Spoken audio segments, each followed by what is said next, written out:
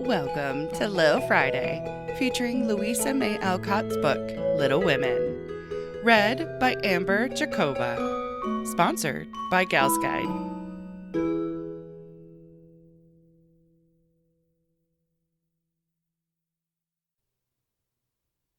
Chapter 13. Castles in the Air. Laurie lay luxuriously swinging to and fro in his hammock one warm September afternoon, wondering what his neighbors were about, but too lazy to go and find out. He was in one of his moods, for the day had been both unprofitable and unsatisfactory, and he was wishing he could live it over again.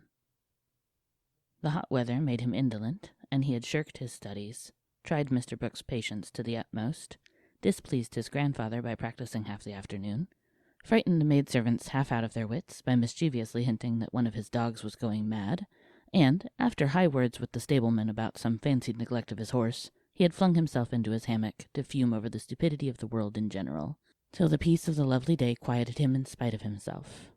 Staring up into the green gloom of the horse-chestnut trees above him, he dreamed dreams of all sorts, and was just imagining himself tossing on the ocean, in a voyage round the world, when the sound of voices brought him ashore in a flash. Peeping through the meshes of the hammock, he saw the Marches coming out, as if bound on some expedition. "What in the world are those girls about now?" thought Laurie, opening his sleepy eyes to take a good look, for there was something rather peculiar in the appearance of his neighbors. Each wore a large, flapping hat, a brown linen pouch slung over one shoulder, and carried a long staff. Meg had a cushion, Joe a book, Beth a basket, and Amy a portfolio. All walked quietly through the garden, out at the little back gate, and began to climb the hill that lay between the house and river. "Well, that's cool," said Laurie to himself. "To have a picnic and never ask me. They can't be going in the boat, for they haven't got the key. Perhaps they forgot it. I'll take it to them and see what's going on." Though possessed of half a dozen hats, it took him some time to find one. Then there was a hunt for the key, which was at last discovered in his pocket, so that the girls were quite out of sight when he leaped the fence and ran after them. Taking the shortest way to the boathouse, he waited for them to appear, but no one came, and he went up the hill to take an observation. A grove of pines covered one part of it, and from the heart of this green spot came a clearer sound than the soft sigh of the pines or the drowsy chirp of the crickets. "Here's a landscape," thought Laurie, peeping through the bushes, and looking wide awake and good-natured already. It was rather a pretty little picture, for the sisters sat together in the shady nook, with sun and shadow flickering over them, the aromatic wind lifting their hair and cooling their hot cheeks, and all the little wood people going on with their affairs as if these were no strangers, but old friends. Meg sat upon her cushion, sewing daintily with her white hands, and looking as fresh and sweet as a rose in her pink dress among the green. Beth was sorting the cones that lay thick under the hemlock near by, for she made pretty things of them. Amy was sketching a group of ferns, and Jo was knitting as she read aloud. A shadow passed over the boy's face as he watched them, feeling that he ought to go away because uninvited, yet lingering because home seemed very lonely, and this quiet party in the woods most attractive to his restless spirit. He stood so still that a squirrel, busy with its harvesting, ran down a pine close beside him, saw him suddenly, and skipped back, scolding so shrilly that Beth looked up, espied the wistful face behind the birches, and beckoned with a reassuring smile. "May I come in, please? Or shall I be a bother?" he asked, advancing slowly. Meg lifted her eyebrows, but Jo scowled at her defiantly and said at once, "Of course you may. We should have asked you before, only we thought you wouldn't care for such a girl's game as this." "I always liked your games, but if Meg doesn't want me, I'll go away." "I've no objection if you do something. It's against the rules to be idle here," replied Meg, gravely but graciously. "Much obliged. I'll do anything if you'll let me stop a bit, for it's as dull as the desert of Sahara down there. Shall I sew, read, cone, draw, or do all at once? Bring on your bears, I'm ready." And Laurie sat down with a submissive expression delightful to behold. "Finish this story while I set my heel," said Jo, handing him the book. "Yes'm," was the meek answer, as he began, doing his best to prove his gratitude for the favor of an admission into the Busy Bee Society. The story was not a long one, and when it was finished, he ventured to ask a few questions as a reward of merit. "Please, ma'am, could I inquire if this highly instructive and charming institution is a new one?" "Would you tell him?" asked Meg of her sisters. He'll laugh, said Amy warningly. Who cares? Said Jo. I guess he'll like it, added Beth. Of course I shall. I give you my word I won't laugh. Tell away, Jo, and don't be afraid. The idea of being afraid of you. Well, you see, we used to play Pilgrim's Progress, and we have been going on with it in earnest all winter and summer. Yes, I know, said Laurie, nodding wisely. Who told you? Demanded Jo. Spirits. No, I did. I wanted to amuse him one night when you were all away, and he was rather dismal. He did like it, so don't scold, Jo, said Beth meekly. You can't keep a secret. Never mind, it saves trouble now. Go on, please, said Laurie, as Jo became absorbed in her work, looking a trifle displeased. Oh, didn't she tell you about this new plan of ours? Well, we have tried not to waste our holiday, but each has had a task, and worked at it with a will. The vacation is nearly over, the stints are all done, and we are ever so glad that we didn't dawdle. Yes, I should think so, and Laurie thought regretfully of his own idle days. Mother likes to have us out of doors as much as possible, so we bring our work here and have nice times. For the fun of it, we bring our things in these bags, wear the old hats, use poles to climb the hill, and play pilgrims as we used to do years ago. We call this hill the Delectable Mountain, for we can look far away and see the country where we hope to live sometime. Jo pointed, and Laurie sat up to examine, for through an opening in the wood one could look across the wide blue river, the meadows on the other side, far over the outskirts of the great city, to the green hills that rose to meet the sky. The sun was low, and the heavens glowed with the splendor of an autumn sunset. Gold and purple clouds lay on the hilltops, and rising high into the ruddy light were silvery white peaks that shone like the airy spires of some celestial city. How beautiful that is, said Laurie softly, for he was quick to see and feel beauty of any kind. It's often so, and we like to watch it, for it is never the same, but always splendid, replied Amy, wishing she could paint it. Jo talks about the country where we hope to live sometime. The real country, she means, with pigs and chickens and haymaking.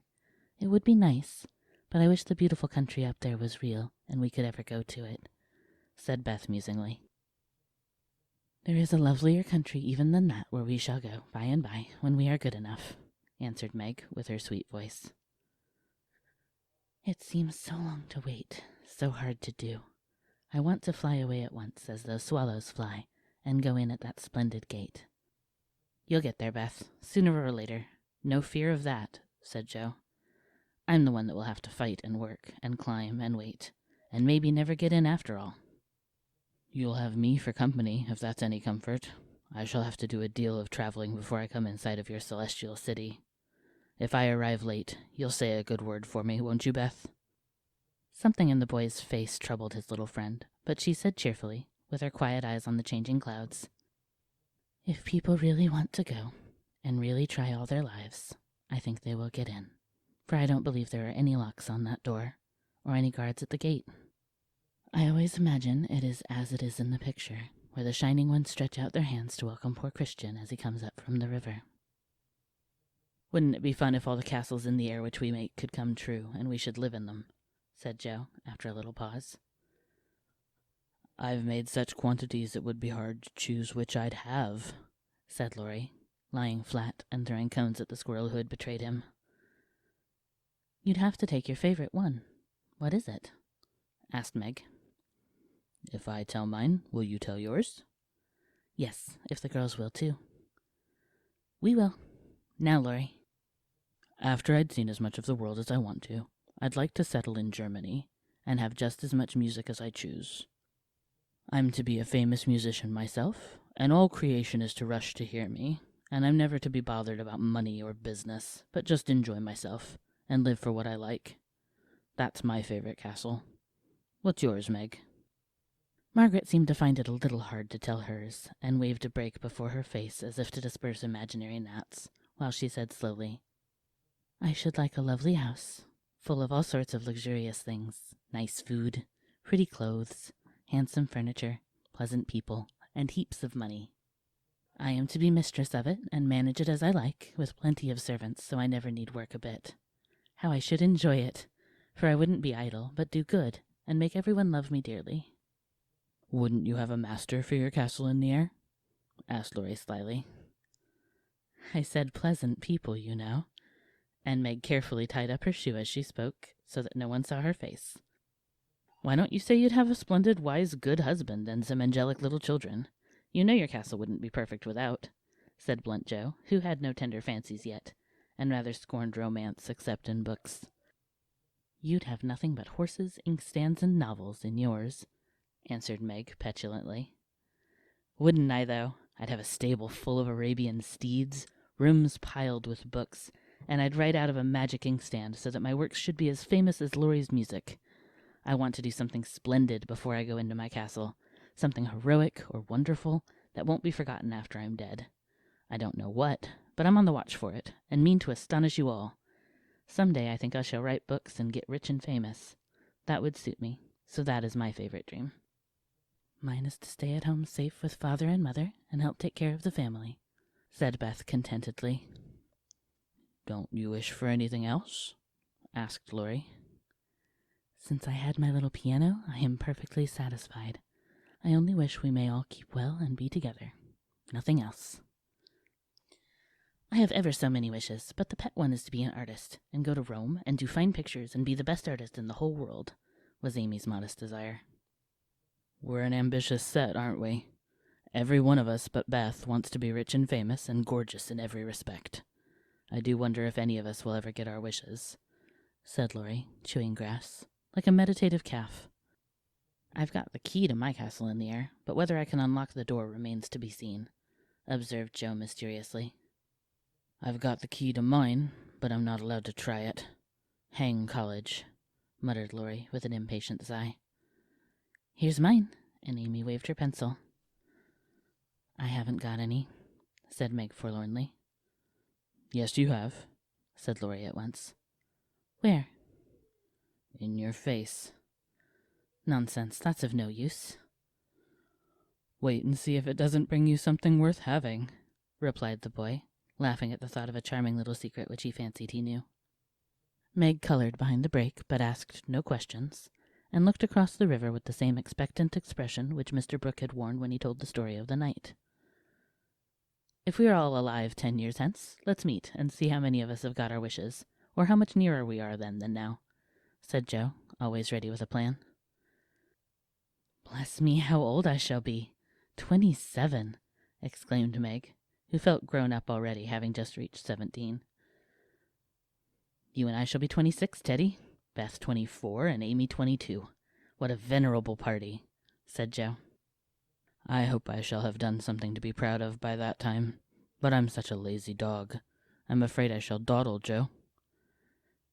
You need a motive, Mother says, and when you get it, she is sure you'll work splendidly. Is she? By Jupiter, I will, if I only get the chance, cried Laurie, sitting up with sudden energy. I ought to be satisfied to please grandfather, and I do try, but it's working against the grain, you see, and comes hard. He wants me to be an India merchant, as he was, and I'd rather be shot. I hate tea and silk and spices, and every sort of rubbish his old ships bring, and I don't care how soon they go to the bottom when I own them. Going to college ought to satisfy him, for if I give him 4 years, he ought to let me off from the business, but he's set, and I've got to do just as he did, unless I break away and please myself as my father did. If there was anyone left to stay with the old gentleman, I'd do it tomorrow. Laurie spoke excitedly, and looked ready to carry his threat into execution on the slightest provocation, for he was growing up very fast, and in spite of his indolent ways had a young man's hatred of subjection, a young man's restless longing to try the world for himself. I advise you to sail away in one of your ships and never come home again till you have tried your own way, said Joe, whose imagination was fired by the thought of such a daring exploit, and whose sympathy was excited by what she called Teddy's wrongs. That's not right, Joe. You mustn't talk in that way, and Laurie mustn't take your bad advice. You should do just what your grandfather wishes, my dear boy, said Meg in her most maternal tone. Do your best at college, and when he sees that you try to please him, I'm sure he won't be hard or unjust to you. As you say, there is no one else to stay with and love him, and you'd never forgive yourself if you left him without his permission. Don't be dismal or fret, but do your duty, and you'll get your reward, as good Mr. Brooke has by being respected and loved. What do you know about him? Asked Laurie, grateful for the good advice, but objecting to the lecture, and glad to turn the conversation from himself after his unusual outbreak. Only what your grandpa told us about him, how he took good care of his own mother till she died, and wouldn't go abroad as tutor to some nice person, because he wouldn't leave her, and how he provides now for an old woman who nursed his mother, and never tells anyone, but is just as generous and patient as good as he can be.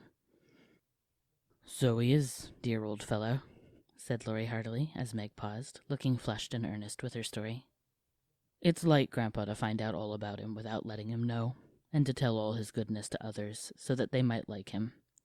Brooke couldn't understand why your mother was so kind to him, asking him over with me, and treating him in her beautiful, friendly way. He thought she was just perfect, and talked about it for days and days, and went on about you all in flaming style. If ever I do get my wish, you see what I'll do for Brooke. Begin to do something now by not plaguing his life out, said Meg sharply. How do you know I do, miss? I can always tell by his face when he goes away. If you have been good, he looks satisfied and walks briskly. If you have plagued him, he's sober and walks slowly, as if he wanted to go back and do his work better. Well, I like that. So you keep an account of my good and bad marks in Brooke's face, do you? I see him bow and smile as he passes your window, but I didn't know you'd got up a telegraph. We haven't. Don't be angry. And oh, don't tell him I said anything. It was only to show that I cared how you get on, and what is said here is said in confidence, you know, cried Meg, much alarmed at the thought of what might follow from her careless speech. I don't tell tales, replied Laurie, with his high and mighty air, as Joe called a certain expression which he occasionally wore. Only if Brooke is going to be a thermometer, I must mind and have fair weather for him to report. Please don't be offended. I didn't mean to preach or tell tales or be silly. I only thought Joe was encouraging you in a feeling which you'd be sorry for by and by. You are so kind to us.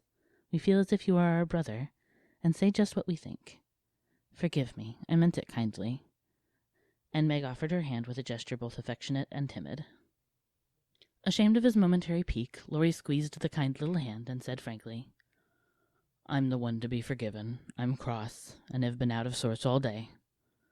I like to have you tell me my faults and be sisterly, so don't mind if I am grumpy sometimes. I thank you all the same.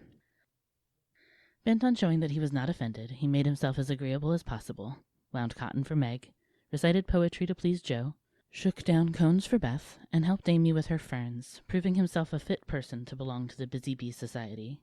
In the midst of an animated discussion on the domestic habits of turtles, one of those amiable creatures having strolled up from the river, the faint sound of a bell warned them that Hannah had put the tea to draw, and they would just have time to get home to supper. May I come again? asked Laurie. Yes, if you are good, and love your book, as the boys in the primer are told to do, said Meg, smiling. I'll try. Then you may come, and I'll teach you to knit as the Scotchmen do. There's a demand for socks just now, added Joe, waving hers, like a big blue worsted banner, as they parted at the gate.